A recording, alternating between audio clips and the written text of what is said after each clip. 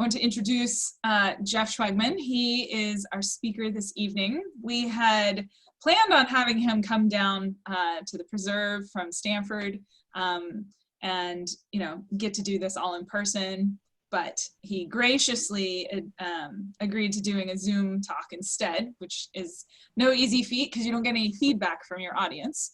But Jeff is the Assistant Dean for the Humanities and Social Sciences at Stanford. And he and I met back in May of last year when I was at a Stanford Advisory Council for the Bill Lane Center for the American West. We went on a Stanford to the Sea hike. It was an epic 22-mile hike.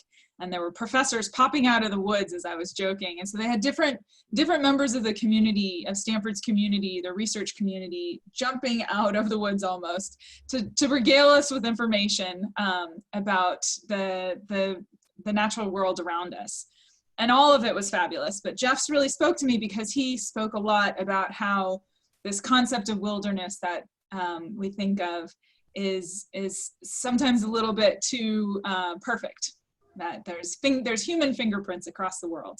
And it's a lot of what we deal with, thinking about the historic disturbance regime on the preserve and thinking about where it's appropriate to put human influences in and where it's best to step away and let the processes go. So I invited him down. He came down. We had a really nice visit in August. He got a full dose of the preserve and the Conservancy's work, and thankfully has agreed to share some of his insights. And the talk he's giving this evening is partially inspired, it sounds like, and modeled after a class that you're working on, right? Yeah, it's canceled due to COVID for the near future, but yes, we'll teach it at some point. Excellent. So without further ado, Jeff, why don't you take it away? Thanks. Thank you. Thanks so much, Christy. Thanks for inviting me. And, let me just say also, I'm really sorry that I can't be there in person to meet all of you. I'm glad I got to at least see it a year ago. These online substitutions are not really substitutions, as I know from a quarter at Stanford, but we'll do what we can. So glad to be here in the way I am. So I'm going to switch over to screen sharing here. And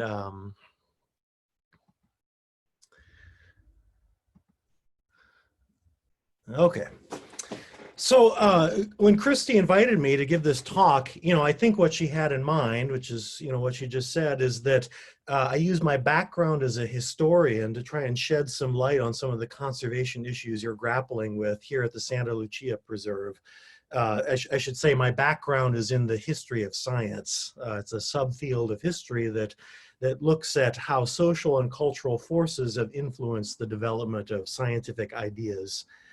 So my understanding is that you often have biologists or other scientists come and speak to you, but history might bring another perspective.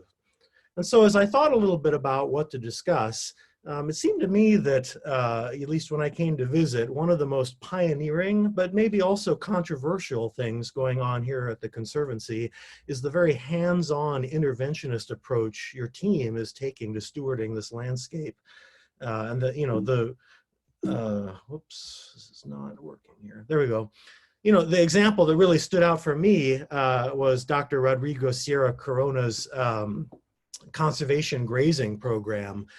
Rodrigo actually came to speak to us at Jasper Ridge about a year ago about this, about using cattle as a way to try and steward and manage your grassland ecosystems to shift them in directions, shift the species composition in directions that would be more viable. And it definitely sparked a lively debate. And I have to say, if I lived here like you guys, and I had made the same commitment that you've all made to stewarding this beloved landscape, I might be puzzled or dismayed to watch a herd of cows chewing their way across your property. So what I thought I'd do is consider a fundamental question posed by this kind of conservation experiment. Should we let wild nature run its course within a nature preserve, or should we intervene to try to guide it in a direction that seems beneficial? Now, I think for many of us who've not been trained as biologists, and that includes me, The first position just feels more intuitively compelling. You know, after all, we've thoroughly altered natural systems all over the planet. Isn't the whole point of a nature preserve to protect the few remaining parcels of untouched land from human interference? And in fact, this attitude is centrally enshrined in many of the official documents that govern our public lands. So for example, I'll give you a couple from the 1960s that were quite influential. The first one is quite uncompromising. This is the Wilderness Act of 1964 that created a new kind of federal jurisdiction of wilderness land. And it defines wilderness as an area where the earth and its community of life are untrammeled by man, where man himself is a visitor who does not remain. No intervention here, no roads, no motorized vehicles, nothing. Here's a more nuanced version of that position. This comes from a document called Wildlife Management in the National Parks from 1963. This was really influential and basically kind of set national park conservation policy for a couple decades. And here the authors write, biotic associations within each park should be maintained or where necessary recreated as nearly as possible in the condition that prevailed when the area was first visited by the white man. A national park should represent a vignette of primitive America. So here, you know, there's some acknowledgement, maybe there's some work to do to repair ecological damage in the park, but we want to get it back to this kind of pristine state before Anglo-Americans interfered with it, and then just leave it that way. So if this has been such an influential view, you know, what might have changed to prompt some contemporary conservationists to think otherwise? So that's the question I want to explore today. And since I'm a historian, I'm going to try to tackle it by looking at the past. So in the first part of my talk, I'm going to provide some context by looking at the history of a particular idea, that of wilderness, that really inspired the creation of the first nature preserves and underpins the hands-off attitude reflected in the quotations I just shared. And then in the second half, I'm going to look at some more recent discoveries that really call this attitude into question by undermining clear distinctions between what is natural and what is man-made. So it turns out that nature preserves are actually a surprisingly recent invention, and that the original idea largely comes from the United States. For instance, the world's first national park, Yellowstone, was only created in 1872, and this basically served as the original template for many of the national, state, county, and other parks and preserves that later are spread across the world. For much of human history, by contrast, the idea of preserving a piece of landscape in a wild or undeveloped state with restrictions on settlement or agriculture or industry would have seemed completely bizarre. To understand why, we need to look at the history of ideas about wilderness. And I'll make a couple caveats here. The first one is the usual historian's caveat that I'm going to give you a vast sweeping generalization. But the other one is that I'm really going to be only focusing on the European and American tradition of thought here, because that's the one that gave birth to the idea of the nature preserve in the United States. But I'm going to return to some different cultural perspectives later in the lecture. So we live in a heavily urbanized technological world today that, you know, more or less shelters us from natural forces to a considerable extent. And that wasn't true of most of human history. Wild, sparsely inhabited places, from vast forests to mountains or deserts, were dangerous. In a sense, wilderness has long been seen as the enemy of civilization, something to be conquered, tamed, and cultivated and made fit for human beings. And in the Judeo-Christian tradition, this attitude is actually centrally enshrined also in the biblical creation story. You know, in Genesis, God, when he created Adam and Eve, placed them in the Garden of Eden. And if you think about it, a garden is basically a domesticated piece of nature that's been arranged to provide for human needs, food, recreation, or aesthetic enjoyment.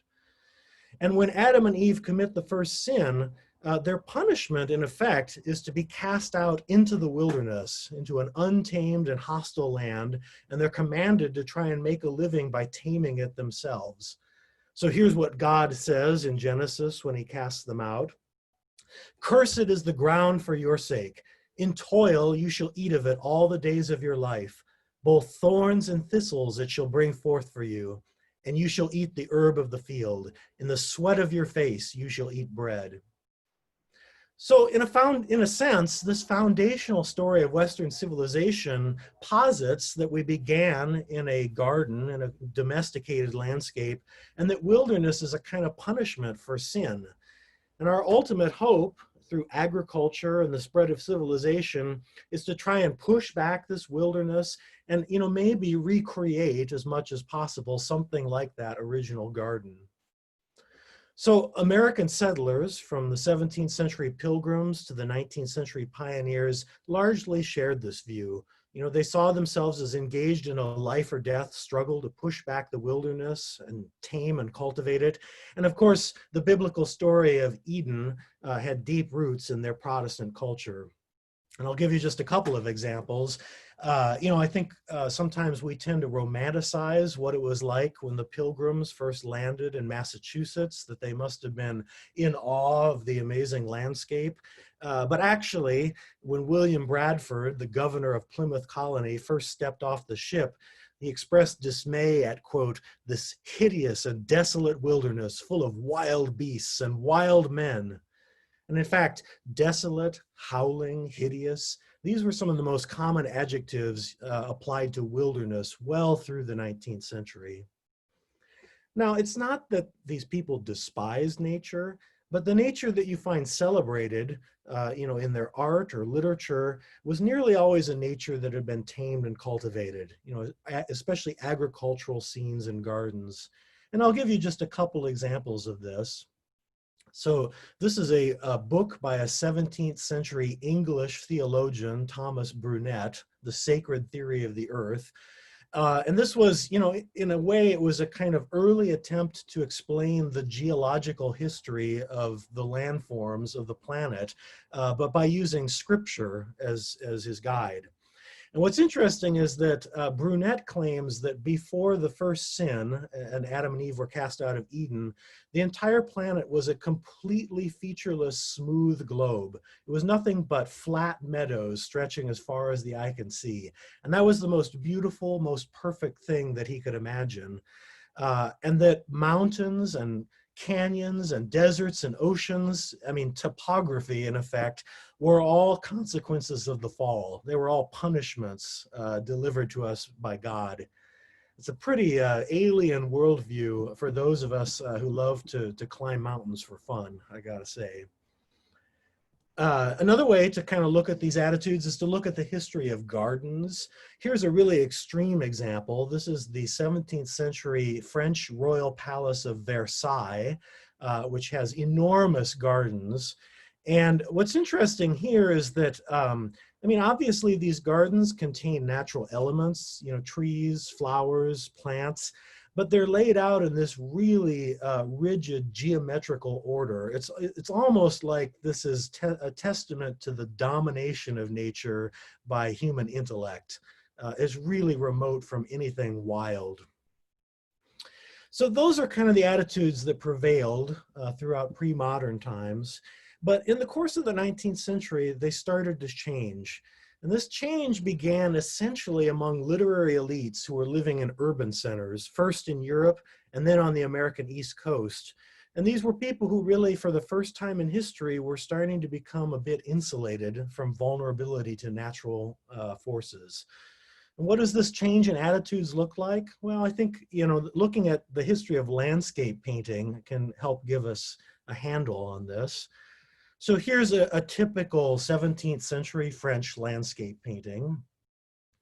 And here's a famous 19th century landscape painting by Albert Bierstadt, Among the Sierra Nevada Mountains.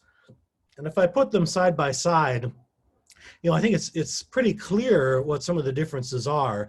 The 17th century painting depicts mostly a flat landscape, not a lot of topography, whereas the 19th century one is almost exaggeratedly epic mountains. The 17th century one features people front and center, but it's also a humanized landscape. It contains ruins and towns and settlement, whereas in the 19th century one, there are really no people at all. And there's also a real tonal difference. The 17th century one is kind of calm and bucolic. The 19th century one is kind of awesome, almost ominous, or at least epic. There's a real grandeur to it, a change in feeling. And actually, I just wanted to, as a side note, show this photo from Ansel Adams, who's the most famous landscape photographer of the 20th century, to make a point that I think actually he's very much in this same tradition of Bierstadt, if you look back. He's really aiming for the same kinds of things. And so this sensibility is really very much still with us in our visual culture of nature photography. So what brought about this change in attitudes? Well, like many changes in history, there were many, many causes, and I can't talk about all of them. So what I want to do is to focus on a couple that I think are especially important for our topic today, and they have to do with religion and with the mythology of the Western frontier. So I told you that religious attitudes played a key role in Western views of religion, of wilderness as a fallen state. So it would make sense that something had to change about these religious sensibilities if people were going to find new enthusiasm for wild nature. And what happened is really a consequence of the Protestant Reformation. Throughout the 17th century, for well over a century in Europe, Protestants and Catholics fought a series of brutal wars, really the worst wars in Europe before World War I. And by the 18th century, they were starting to just get exhausted of fighting. And not only exhausted, but a lot of people were becoming pessimistic that they could ever find any common ground between Protestants and Catholics by analyzing the Bible or by debating theology. It just wasn't going to happen. So they had to find some way to live together in peace and find some measure of common ground. And this was really a preoccupation of a lot of thinkers in this era. And, you know, they proposed a lot of ways of going at it. Actually, our separation of church and state in the US Constitution is one attempt to solve this problem. But another really pervasive one that might seem kind of strange is people got really interested in nature. You know, nature had never been all that important to Christianity before. But in the 18th century, people started to really emphasize the idea that nature was evidence of God's design. If you went out and observed the world, you could really come close to seeing with your own eyes evidence of God's wisdom and benevolence. And so people would go out and they would look, you know, for example, at the delicate structure of a flower and how wonderfully adapted it was to the bees that pollinated it. And this was all, you know, evidence of the wondrous design of God. Basically, this is the idea that we would now call intelligent design, and it really came from this period. And it got a lot of people excited to go out and study nature, not just scientists, but ordinary people, priests. Here's a picture of the French philosopher Rousseau taking some townspeople out for a botany lesson. And what's significant here is that if you kind of follow this thought through to its conclusion, it actually would follow that if you want to get closest to God, you need to go to places in nature that are most removed from human touch, because that's where you're going to get closest to God's original design. And in fact, that's an idea that a small group of intellectuals in the early 19th century started to run with. These are people we often call the Romantics. In the United States, one of the most famous was Thoreau, who you may have read. But actually, I'd like to talk about a much later figure from the late 19th century who I think ultimately was much more influential, and this is John Muir. John Muir was born in 1838 in Scotland to a very devout Protestant father. And he immigrated to Wisconsin and traveled around the United States for a while, but he eventually settled in California and he fell absolutely in love with the Sierra Nevada mountains. And he became a passionate advocate for preserving them from development. He founded the Sierra Club. He wrote a bunch of widely read books. and he was a key advocate in the creation of some of the earliest national parks. In a way, he is the founding father of the entire wilderness movement in the United States. And what's interesting is if you actually go and read his writing, his nature writing, it's completely permeated with an intense and almost mystical religiosity. Muir kind of abandoned the formal Protestant religion of his father, but he absolutely went to nature to find God in his own way. So I'll give you one example of this. This is from the mountains of California. And Muir is talking about sunset in the High Sierra, a bit like in this photograph. And he writes, "The alpenglow, to me, is one of the most impressive of all the terrestrial manifestations of God.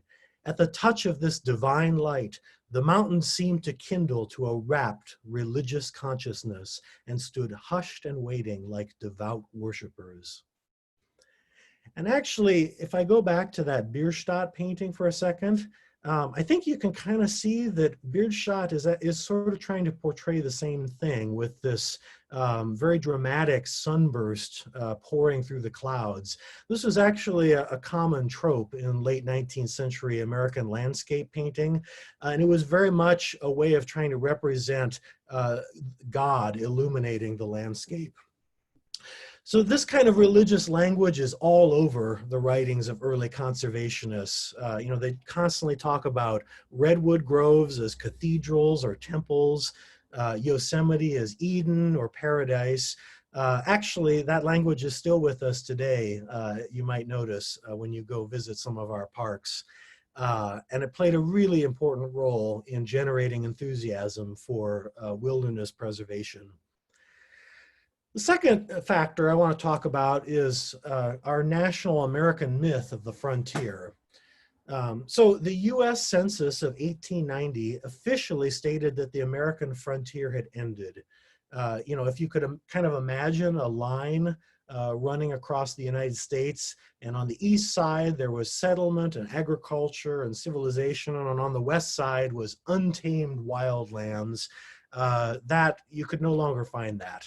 It was gone. And that event generated a lot of anxiety around the turn of the century amongst intellectuals about the way American society was developing. And these fears were most famously articulated by a historian, Frederick Jackson Turner, in a famous 1893 speech called "The Significance of the Frontier in American History." Conjuring up the romantic image of the pioneer or the cowboy, Turner and others believed that the Western pioneer experience had played a central role in the formation of American identity and maybe even American democracy. The idea was that struggling against the wilderness had forged self-reliance and individualism and independence, and these were really the backbone of the American character, and they were really essential to allow democracy to flourish.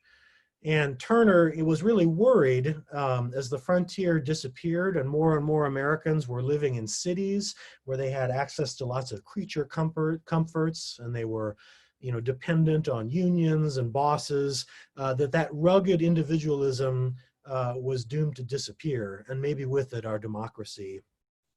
Now, this kind of anxiety is all over the place at the turn of the century.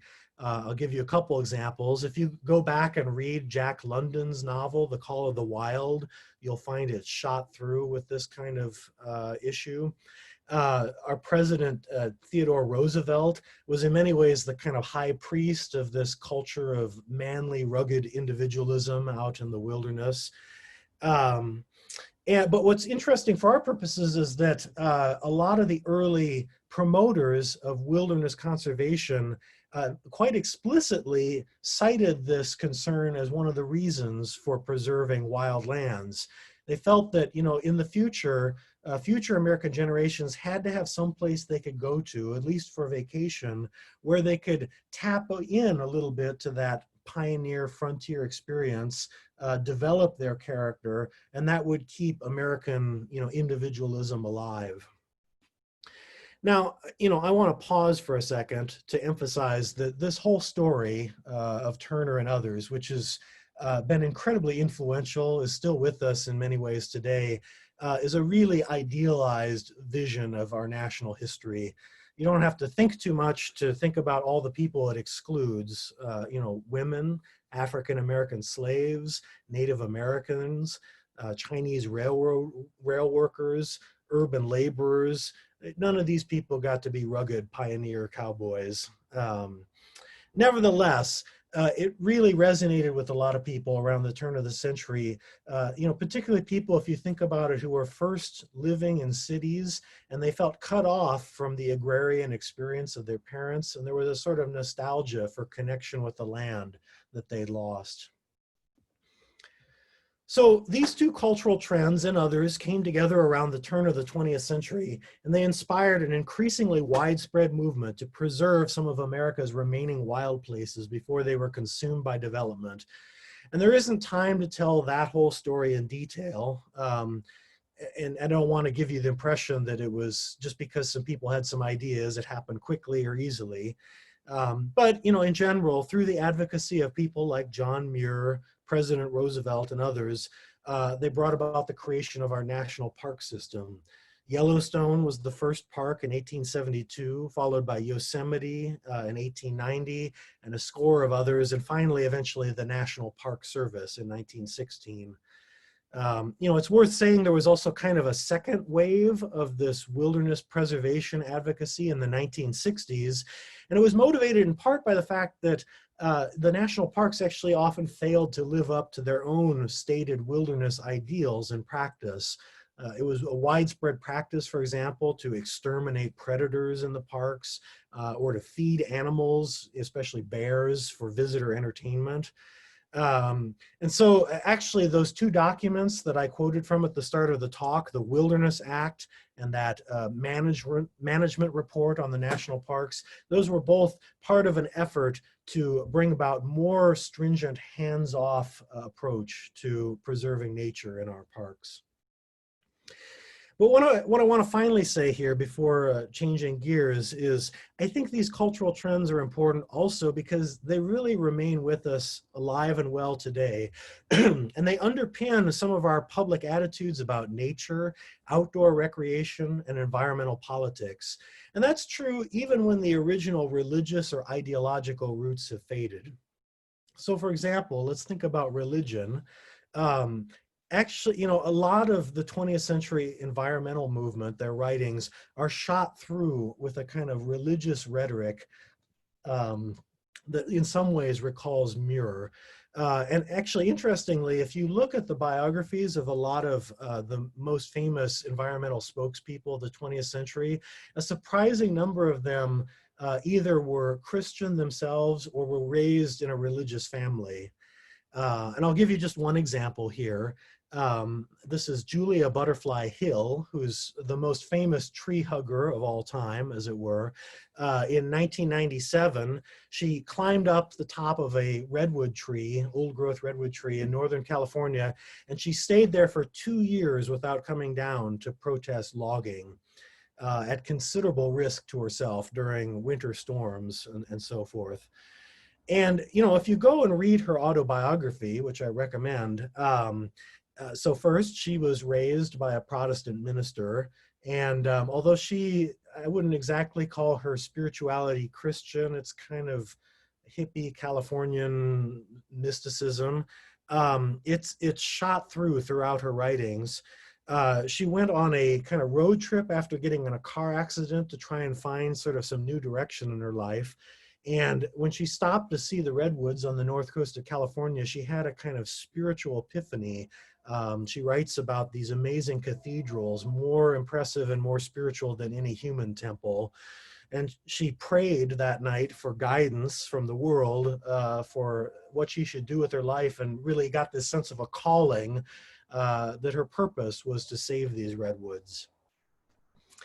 Now that's a more profound example, maybe a more trivial example, but no less important is I think whenever Hollywood tries to depict environmental issues in movies, they very often reach for kind of mystical or religious tones, as you can see, for example, in Avatar most recently. The frontier mythology, we don't talk about that as much today. But I think if you think about the legacy of that idea a bit more broadly, the idea that the wilderness is a place where you go to get away from the entanglements of society, to be alone, and above all, to build character, to get in touch with your inner self, then that idea is really present today. It's in something like Wild that you might have read by Cheryl Strayed, where she takes a solo hike on the Pacific Crest Trail as a way of trying to figure out how to rebuild her life after the death of her mother. And it's quite explicitly the aim of organizations like Outward Bound, which bring city dwellers out into the wild for outdoor adventures, but they really frame it as this is a way to build character. In this example of this advertisement, this is a wilderness drug rehab program. Okay, well, that was a lot of context. I want to bring us back to the Santa Lucia Preserve and to the issue of our cows and of guiding or managing nature within a preserve. And I think the historical background I've been sketching for you can help us begin to see why this conservation strategy might provoke discomfort. For it runs against one of the central legacies of the turn of the century wilderness movement, the idea that a nature preserve ought to contain a pristine or a primeval landscape removed from human beings and from their influence. That really follows from the notion of wilderness as a form of direct contact with God's creation, or as a place to experience a kind of pre-civilized frontier state. And, as I showed at the outset, this idea is enshrined in many of the official documents that govern our public lands. These, again, the ones I showed earlier. But starting in the 1960s and gathering steam in the last couple of decades, a growing number of critics have begun to question this basic assumption that we should simply let nature run its course within our parks and preserves. And these perspectives draw on a number of more recent discoveries in ecology and anthropology in particular. And together they suggest that the distinction between natural and man-made is rarely as clear as early conservationists supposed. Instead, we must often choose among different kinds of human influence scenarios in stewarding a landscape. So in the remainder of my talk, I want to look at two of these lines of criticism in more detail. The first is that humans have in fact been guiding nature for far longer than we might have realized. And the second is that the pressures of man-made global environmental change in the 21st century may require us to manage landscapes whether or not we wish to, if we want to preserve them. So when I first arrived in the Bay Area about a decade ago, I was astonished and just totally delighted by how much open space we have. And my initial assumption was basically that all of this land, not only was it protected, but that it had never been developed, that it had always been wild. Maybe, because it's difficult to build in the mountains, for example. And so I was really surprised later to learn how heavily most of our preserves have been impacted. So for example, most of the forests in the Santa Cruz Mountains, like the San Vicente redwoods here, were completely logged around the turn of the 20th century. And, as a docent at Jasper Ridge, I guess I forgot to mention that, but I'm a docent at Stanford's biological field preserve, and I give tours to the public. And, I regularly hear when I give these tours, people say, what an amazingly untouched and pristine place this is. And, so here's one of my photographs giving that kind of impression. But, you only have to look back about 50 years, and this is what it would look like instead. Jasper Ridge has been many things. It used to be a beach resort where they trucked in sand to build a beach. It was a motorcycle racing track. It was a World War training ground for soldiers. And above all, the lake in all of these pictures is artificial. It was created by a dam. So, this is a carefully stewarded landscape, but it's anything but wild. So seemingly natural landscapes can often be deceptive. To the trained eye, equipped with historical records and ecological insight, they often reveal all sorts of profound legacies of past human activity. Of course, you might assume that most of these impacts date from the period following the European colonization of North America, and that maybe prior to this, that's when the land was truly untouched. And that's basically the assumption of Muir, Roosevelt, and most early conservationists. And, you know, again, it's enshrined in that 1963 park management document that tells us the goal of a park is to preserve it in the state where it was first visited by the white man. But, of course, most landscapes in North America, as throughout the globe, have had long histories of human habitation, dating well back before European colonization. And actually, I don't have time to go into this today, but there's actually a long and really dark history of governments forcing indigenous peoples out of their lands in order to create depopulated wilderness parks. And you know, what's interesting, though, for our purposes here is that contemporary anthropology suggests that these indigenous societies, too, actually substantially modified the ecology of at least some of the landscapes they inhabited. Now, variations on this story have been explored all around the globe. I'm going to focus here on California. Before the arrival of the Spanish missionaries in the late 18th century, California had the highest population density of native peoples in North America outside Mexico, with at least 340,000 native inhabitants.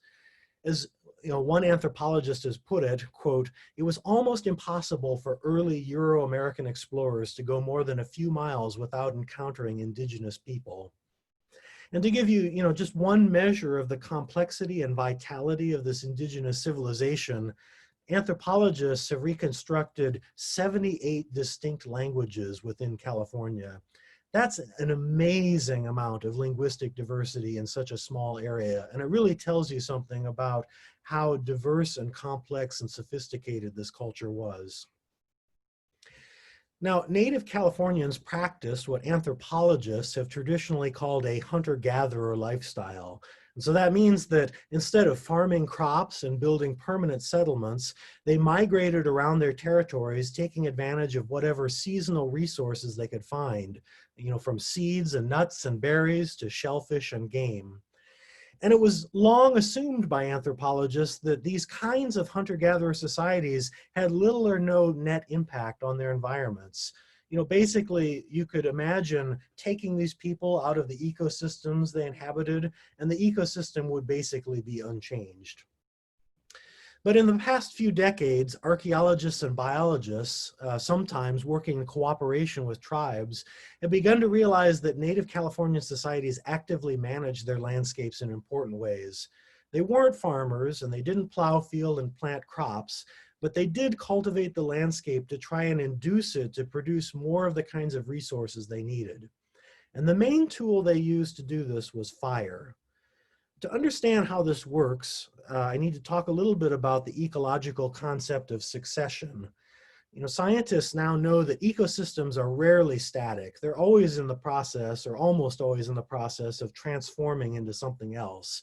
And at least in an ideal case, you can kind of predict some of the stages that an ecosystem might go as it transforms. And so this process is called ecological succession. And here's an example. It's very simplified. In reality, this is much more complicated and there are many intervening factors. But let's say we have a forest and there's a forest fire and it burns to the ground. What you might expect over the next, few years, the next dozen years, the next 100 years, is a somewhat predictable sequence of different plant communities invading and recolonizing this landscape in turn. So first, you might get grasses or annual plants. These are plants that are really good at colonizing new areas because they reproduce very quickly and they don't take very long to grow. But they're not very tolerant of shade. And so over time, as the grasses change this environment in subtle ways, like they reintroduce nutrients to the soil, shrubs start to invade. And shrubs take a longer time to establish, but once they get going, they can overshadow the grass and capture the sunlight and outcompete it in other ways. And so eventually what you have is a shrub community rather than grassland. And over more time, a similar set of processes might allow trees to invade and take over the shrubland. And eventually you might get back to something like the original forest community you had before the forest fire. So native Californians intervened in this process by regularly setting fire to portions of their territories. Why might they do this? One answer is that they wanted to create meadows and clearings to attract herds of the elk and pronghorn and deer that they hunted. These kinds of animals typically need grasslands it's their preferred environment. And grasslands are easily transitioned into shrubs or forests. But another reason was they really were trying to prevent or to restart succession in our terms. Some of the plants that they really relied on as some of their key resources, were part of certain of these successional series. And so if you burned an area, you could restart the successional series. You could keep it as a grassland, for example, and you'd have access to those resources. How do we know all this? Well, one source of evidence are narrative accounts. So we have some oral histories that were captured of Native Americans when they were still transitioning out of their old life ways at the end of the 19th century. And we have written accounts by European explorers and colonists who describe Native Americans setting fire to the landscapes that they traveled through. And I think that quite abundantly proves that this was going on. But what it doesn't necessarily prove is, you get forest fires also through natural means, usually from lightning strikes. How do we know that the fires set by indigenous peoples had such a considerable effect that they were larger in effect than those set by natural means? So to answer that question, there are various kinds of biological sources of evidence we can turn to. I'll talk about just one called Dendroecology. And the idea here, as you probably know, if you cut open a tree trunk, you'll see a series of concentric rings, and each of those represents 1 year in the life of the growth of that tree. But what's interesting is that when there's a forest fire, it usually leaves a scar on that ring pattern so that you can actually figure out what year in that tree's life there was a forest fire. And if you cut through enough trees in an area and compare their different ring patterns, you can actually reconstruct something like the history, the annual history of when fires pass through that area. So that's one source of evidence. And then on the other hand, we have computer simulations that try to predict how frequently you would expect lightning to strike and cause wildfires in a particular area. And that can give you kind of an average return rate of fires, every 5 years or every 30 years. And so you take that and you compare it with the empirical record taken from the tree cores. And what we find again and again is that the trees tell us that there were many more forest fires than you would expect from the climate models, from the lightning strike models. And that's particularly true here in the California's Coast Range, where actually lightning strikes, lightning-caused forest fires are comparatively rare. So anthropologists continue to debate about how extensively Native Californians manage their landscape, and the relative importance of man-made versus natural fire. But it seems likely that at least some of our iconic Californian ecosystems, including some of the ones that environmentalists are keen to preserve, are anthropogenic in origin, meaning that they'll tend to disappear through ecological succession without regular human intervention. And some likely candidates, for example, are coastal prairies or alpine meadows. Actually, grasslands in general tend to be a type of ecosystem that, barring complicating factors, tend to give way to other types of successional forms. They require disturbance like wildfire to remain grasslands. What happens when environmental planners don't consider this past human history of land management? One of the most famous examples of this is actually Yosemite Valley.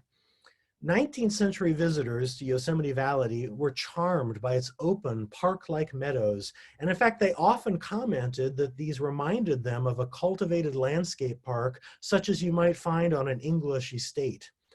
But they were also horrified when they watched Native Americans starting fires, and they saw this as a wanton destruction of a pristine landscape. And so accordingly, the Park Service instituted a policy of wildfire suppression, which has been the law of the land for the better part of the century in Yosemite Valley and elsewhere, as we'll see soon. But actually today, without the fire to keep the forest at bay, these meadows have shrunk to only a fraction of their original size. And you can see that here in these comparative photographs from 1899 and 1961. So the Yosemite example reveals an important lesson. There might not actually be a pre-human or pristine baseline for a landscape to return to. When white Americans removed native peoples from Yosemite in order to leave it untrammeled by man, they actually ended up with a landscape quite different from that which existed in the past and from what they set out to protect. For this reason, there's now a growing effort among ecologists to try and understand these kinds of ancestral indigenous land management practices. And in the best case, this is done in collaboration with Native American communities today. And in some cases, there have been experiments in trying to reintroduce these, or at least to mimic their effects. And in your area in Central California, one group that's been the most proactive about this is the Amah Mutsun tribal band, which has forged cooperative agreements with the National Park Service and a number of other units to conduct experiments in trying to reconstruct these native burning practices and then study their effects on the ecology. And here are some photos from one of these prescribed burns at Pinnacles National Park. So now I want to turn to the second challenge of simply letting nature run its course. You know, if, as we've just seen, the line between natural and man-made is not always clear when we study the past, these distinctions will absolutely grow fuzzier in the future. The rapidly accelerating pace of man-made global environmental change in the 21st century means that there's really nowhere left on Earth that's not in some way affected by human activity. And to mitigate the damage we've caused, we may be increasingly forced to intervene in many ecosystems to preserve their healthy functioning. As a result, managers of natural preserves today often face situations where really nothing they can do will be exclusively natural or wild. So to give you an example of this kind of situation, let's go back again to the issue of wildfire in the Sierra Nevada forests. So like I said, throughout much of the 20th century, the policy here, really as throughout the United States, has been to suppress all wildfires, whether caused by natural means or indigenous burning. And this policy was motivated partly by the wilderness attitudes I've been discussing, but also very much to protect the property and the homes of the growing number of people who live in these and have moved into these formerly remote regions. Actually, some of the Sierra Nevada counties have the highest rate of incoming population in California these days, although their populations, of course, are small compared to the coast. And so, you know, here's another one of these comparative pictures. This is along the east branch of the North Fork of the Feather River, and it's a photo from 1890 and from 1993. And as you can see, we now realize that the ecosystem that existed here before fire suppression was really drastically different than what we have today. So before fire suppression, the entire Sierra Nevada range probably burned every 5 to 30 years. And in some places, you know, certain areas probably may have even burned as much as every 2 years. But these were mostly localized, low-intensity surface fires, meaning that they burned the debris on the ground, but they didn't make their way all the way up trees to the canopy, to the top, where then it becomes much easier for the wind to blow them and spread the fire.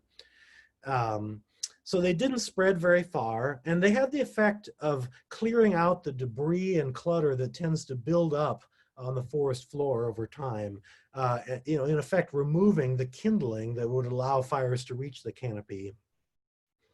And what's also interesting is that, you know, a lot of the organisms that live in these fire-prone environments have evolved adaptations to help them survive these kinds of low-intensity frequent fires. So for example, ponderosa pines in the image on the left have really famously thick and fire-resistant bark. And they also have an adaptation where when their lower branches start to lose access to sunlight because they've grown out branches higher up, the tree drops them off. And that has the effect of getting rid of ladder fuels that can help the fire get up the tree to the canopy. So they're quite good at surviving these kinds of fires unscathed.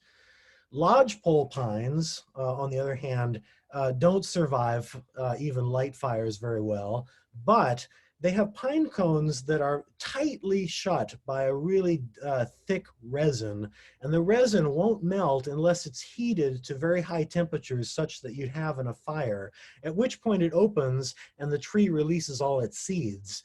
And this too is a kind of strategy for surviving fire. The trees burn, but they immediately spread all their seeds to recolonize the area quickly.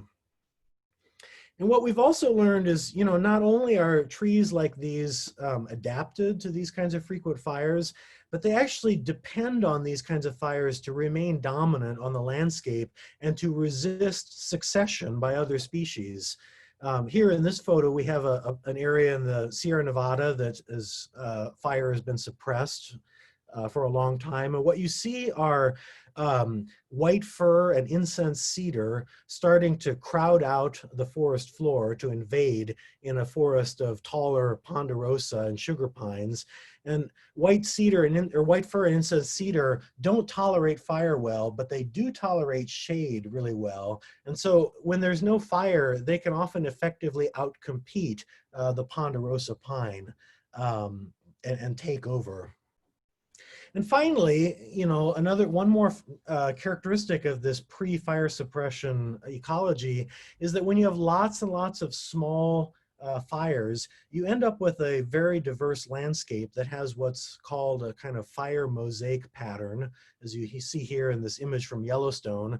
And that means that, you know, all over the Sierra Nevada, you'd have a little patch here that burned 10 years ago, a little patch here that burned 20 years ago, a little patch here that burned 50 years ago. And each of those patches is in a different stage of colonization, recovery, and succession. So it supports different kinds of species. And so actually, these frequent fires increase the biodiversity of the region.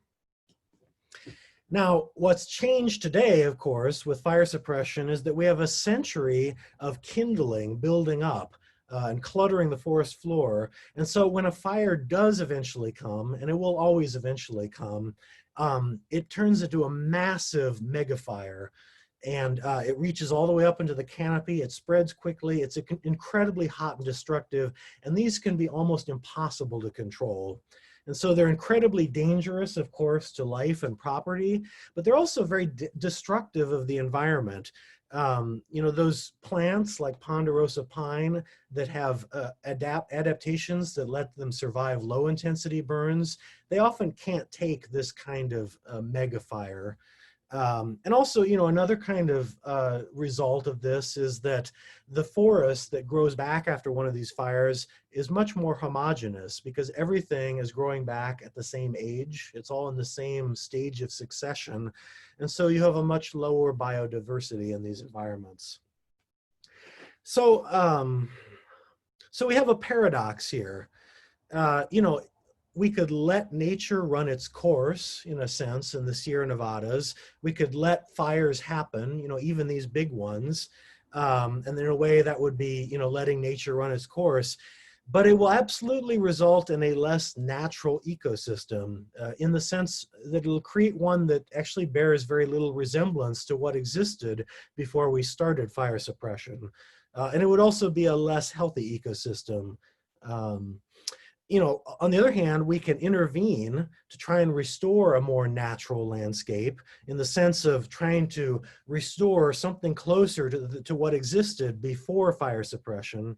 But I want to make clear the major scale of the interventions required. One way to try and do this are, of course, prescribed burns to burn up some of this kindling and debris. But it's quite difficult to do a prescribed burn because there are so many people living in the area and so many air quality restrictions. You can't do this very often. And so often what you have to do instead is forest thinning, where you go in, sometimes with really massive machinery like this masticator, and you cut down trees, you chew them up, you chew up the understory, and you manually thin out the forest to remove the kindling. So, let's not kid ourselves. This is a very kind of traumatizing intervention that does not look pleasant, I think, to most of us nature lovers. And the last thing I'd add is that, you might assume, okay, we have to do this big intervention to to reset the consequences of fire suppression, but then we can let nature run its course. But that's pretty unlikely as well. Remember, we have people living throughout the Sierra Nevada. We're never going to be able to just let fires run their course when they happen. We're going to have to go in and use these kind of thinning procedures. And actually, this is a case where global climate change is an exacerbating factor. Summers have becoming hotter, drier, and the fire seasons have becoming longer on average in California, and that exacerbates the dangers. So in this scenario, which version of this scenario is the forest more natural, and which version is it more wild? It's not so clear. So now I want to wrap up quickly. I think what I've tried to show is that the founders of the conservation movement assumed that by preventing or removing the effects of human development on landscapes, they could preserve them in a pristine, untouched natural state. But today the situation appears much less straightforward. Landscapes that appear natural may in fact be products of some amount of human cultivation in the past. Letting nature run its course may result in a landscape that is manifestly less natural, and preserving the ecological health of a landscape may require unnatural intervention on a large scale. And if that vocabulary sounds a little tortured to you, you're not alone. Faced with these paradoxes, a group of park managers recently published this book called Beyond Naturalness, which I really recommend if you're interested in these issues. And they argued that we really need a different vocabulary entirely. The challenge is not to make degraded landscapes more natural, but to choose which environmental and societal values we want to prioritize. For instance, if we really care about leaving nature alone and we want to prioritize the wildness of it by letting it alone, then we have to accept that it's going to transform into something different, perhaps something less healthy and less functional. On the other hand, if we want to prioritize preserving ecosystem health and function, then we're going to have to accept some intervention and control. And I want to conclude here by returning a little bit to some of the themes of the first half of my lecture and meditating on, what this might mean for our relationship with the natural world. As I said, many Americans since the 19th century have found a sense of higher purpose or meaning in the idea of communing with a nature that's fundamentally wild, non-human, and other. And that's true, not just of religious people, but of secular nature lovers as well. Myself, I'm not a churchgoer, but like John Muir, I also, really feel that powerful sense of connection to something outside myself when I stand on a mountain summit or observe a wild animal. So do the trends that I've described, by muddying the distinction between human and natural worlds, threaten to destroy the sense of meaning we find in nature? Some commentators definitely think so. Most famously, probably Bill McKibben, seen here on the left, who wrote a really widely read book in 1989 called The End of Nature. And he argued there that because man-made environmental changes like climate change now affect every ecosystem on the globe, nature has ceased to exist in the sense of an autonomous force external to human concerns. And he finds this situation spiritually devastating and essentially lonely. And in some of my moods, I kind of feel the same way. But I do want to leave you with a different kind of more uplifting, perhaps, perspective, and that comes from an anthropologist, Kat Anderson, seen here on the right. And it's really based on her long study of native Californian land management practices. So she writes, quote, "Following the indigenous example, perhaps we can move beyond knowing and celebrating nature only through the view of a camera lens finder. We can begin to see the possibility of becoming full participants in nature through restoring and re-inhabiting damaged lands. So maybe," she suggests, "we can find some solace in becoming an active partner with nature rather than just an outside observer." And that's all. Thanks. I will stop screen sharing here, and I'll bring you back. Awesome. Thank you, Jeff. Well, so we'll open up for any questions. If people have any questions, you can either type them in the chat or you can just pop up and unmute yourself. I had a question that came to me. I was curious, you know, as you mentioned, much of that history is based on the, you know, Eurocentric version of what's happened. I'm curious if there's any examples of non-European cultures that have gone through a similar transformation in their relationship with nature. If there's been a this kind of or something comparable where they've really changed how they interact with nature and have gone these extremes in many ways. Yeah, well, I can partially answer that. You know, I'm a European historian. I was a French historian. That's where my deep knowledge is. And like all academics, we get lost in our specializations. So I just don't know enough about, say, for example, East Asian traditions to be able to tell you. I certainly look at things like, you know, watercolors of mountains, you know, and that suggests to me that there's something going on there beyond just tame and conquer. I just don't know. But what I can say is that, first of all, I think the Native American cultures, you know, it's hard to generalize, had a very different view about the landscape than the one that we imposed on them. You know, it was not wild because it was their home. It was, they depended on finding resources in these landscapes. And so they really intimately knew every rock, you know, every tree. They had names for all of them. There's some writings that suggest that some of these traditions actually viewed things in nature in kind of brother-sister relationships of mutual obligation. And so, you know, it's not only that they were there and the Europeans wrote them out of it, but it really fundamentally shows you that that wilderness view is a kind of cultural construct imposed on them. A little bit more to your question, there's a whole history of America, but also Europeans who kind of picked up on this wilderness idea, imposing this all around the world, earlier in a kind of imperialist context, and some would argue today in a sort of neo-imperialist context. There are harsh critics of NGOs that go out and try and persuade local governments to create preserves. It often involves pushing indigenous people out.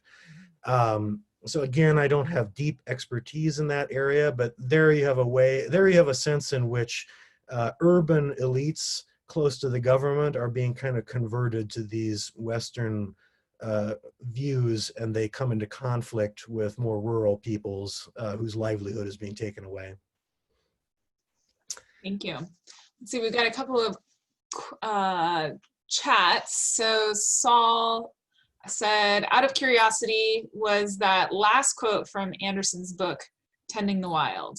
Absolutely. Yeah, if you've read that book, it's a great book. I recommend it to all of you. She really carefully tries to reconstruct all of these land management and stewardship practices of Native Californians, and she has some kind of philosophical conclusions to draw from them. Awesome. And I see, oh, you want me to weigh in on the cows. You know, I see, so I'm gonna kick the can down the road. I see we have Rodrigo here. Rodrigo, I heard your talk, but it was a year ago. My notes are in my office at Stanford. I can't get to them. So I only have a general sense, but you know, of what's going on there. But I think it's totally in line with the kinds of interventions I was talking about. It's certainly far less destructive than a masticator blowing through Sierra Nevada forests. And the aim is really to try and mimic some of the effects of fires, but also of herbivory by grazing animals that are no longer there, like elk, that we now know really are required in order to maintain those communities in a diverse state, and maybe resist succession as part of it. I can't quite remember. So I'm on board with the cows. Excellent. Did that answer your question, Deb? Yes, thanks. We enjoy seeing them out the back window. Oh, good. Oh, good. Yeah. They are certainly an imperfect tool, but they are pretty close to mimicking some of the natural processes, or the historic processes, natural or otherwise. Yeah. Rodrigo here. I'm not going to turn the video because my girlfriend and I have been in a really long PJ day, so I'm not going to give you the pleasure of seeing us in our worst fashion. So, I mean, this talk is great because we don't have an answer. I think most of the time as land managers, this is the challenge that we face pretty much every day in every decision we make. Is like, is this particular thing going to take the system in the particular direction that we think we want, right? Because it's all, everything changes. I mean, it's more like if you study biology or you're in touch with nature, kind of like that, probably the only rule is that everything changed and there's no rules. So, and we've seen that with like, or grazing, like sometimes it works towards one direction, and depending the season, it works in completely the opposite direction that we were trying to go. So yeah, I think it's like, it's kind of like, and it's starting the question of like, what's nature and what you want to achieve. And sometimes people is like, yeah, well, we need to go back to like the Pleistocene megafauna era and try to go back. And it's like, well, the weather of that time is not even here. And others like, well, we need to go to like pre-European. It's like, well, we have a ton of new species and a ton of absent species, so we cannot go there either. So it's more like, we have this and we want to go somewhere. And I think that's where the headache and the challenge and the really amazing part of land management start, when it's kind of like, we want these systems to go toward this particular place. So yeah, I mean, this talk is pretty much what I woke up with and what I go to bed with. Like, where are we going? And just to finish, like, I mean, most of you know that I'm involved in conservation programs in Mexico. And one of the high topics now, I mean, if you just type conservation Mexico problems 2020, it's like we're going through like a huge dismantling of the conservation apparatus, like the state apparatus and the NGO stuff. And the big challenge there is that our conservation system is based in these Western views.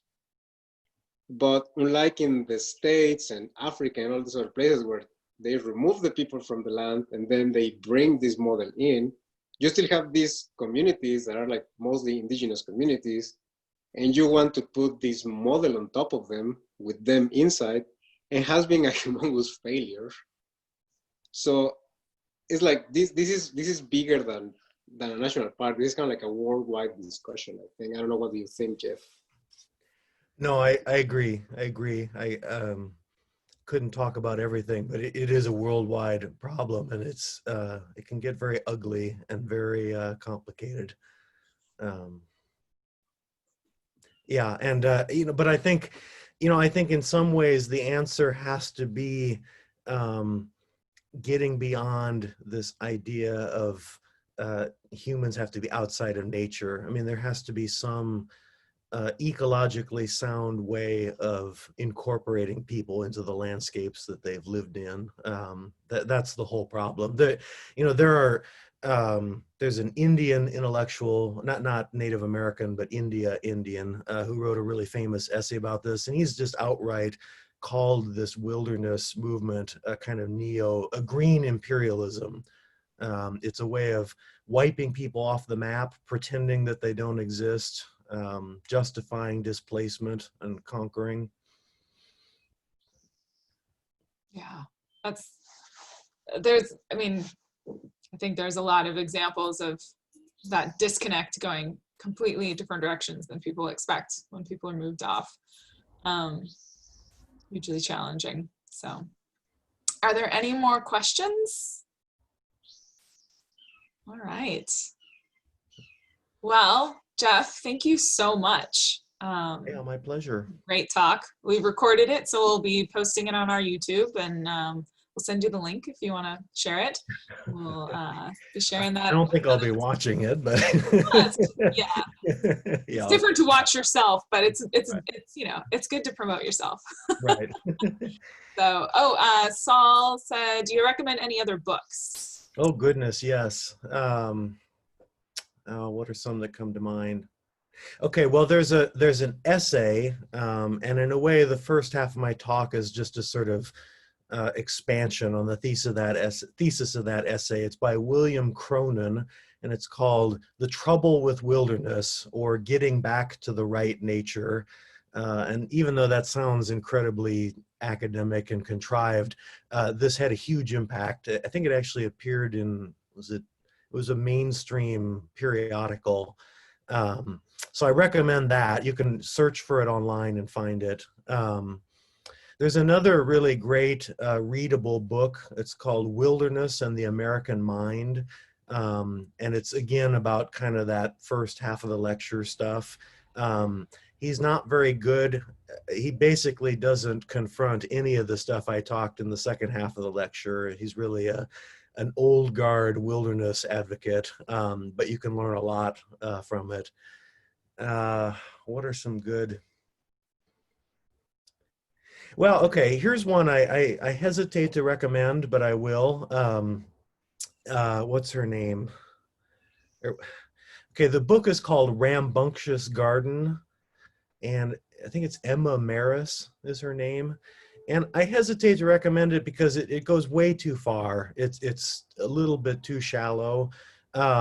Nevertheless, she surveys a lot of areas in current conservation thinking that are running up against this challenge of, maybe our job isn't try to restore or preserve what used to be there. It's to do brand new things, to take this really managerial attitude to try and improve the health of nature, or as she would say, we could even make more nature. Once you give up the idea that nature has to be this historic, pristine thing, you can make as much of it as you want.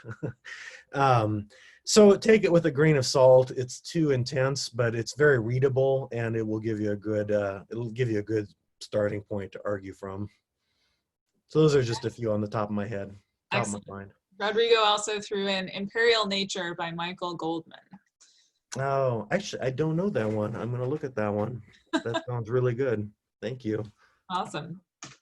Well, this has been great. It definitely reaffirmed a lot of the conversations that we have in-house, where we're thinking a lot about, what choices do we make, which directions do we push the system, and ultimately we keep coming back to maximizing biodiversity and increasing the mosaic of the landscape so that there's niches for everything to get a chance, and making sure that we create a resilient landscape that, one impact won't affect.